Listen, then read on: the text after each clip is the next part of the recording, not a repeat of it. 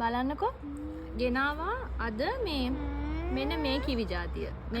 මේකේ ඇතුලේ කොළ පාට එක. එදා ගෙනාවේ ගෝල්ඩන් එකනේ. අපි බලමු මේක කපල ඉවර වෙලා ඇතුලේ කොහොමද කියලා මේකේ. මේකේ පොත්තේ ගොඩක් බූව තියෙනවා. එදා ගෝල්ඩ් එකේ බූව ටිකක් අඩුවෙන් තිබ්බේ. මේ බලන්නකෝ ඒක ඇතුලේ. ඒක ඇතුලේ කොළ පාටයි. මේ ග්‍රීන් ඇතුලේ තියෙන කිවි එක. මේකෙදි ඉතින් විටමින් C බෝම්බයක් තමයි. කියන්නේ ගොඩක් වලට වඩා විටමින් C ගොඩක් තියෙන පළතුරක් විදිහ තමයි. සමහරු කියනවා මේ පොත්තත් එක්ක කෑවහම ගොඩක් ගුණයි කියලා. මම නම් පොත්තත් එක්ක කන්නේ නැහැ. ඇතුලේ තමයි කන්නේ. කාලා බලමු.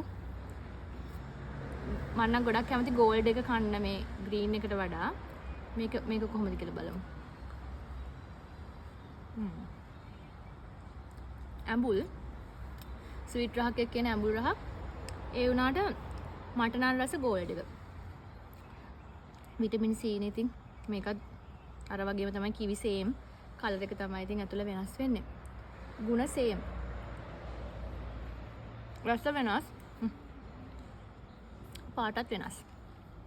හම්බුනොත් ඔයාලා try කරන්න. මේක නම් ලංකාවේ කිල්ස් එකේ තියෙනවා.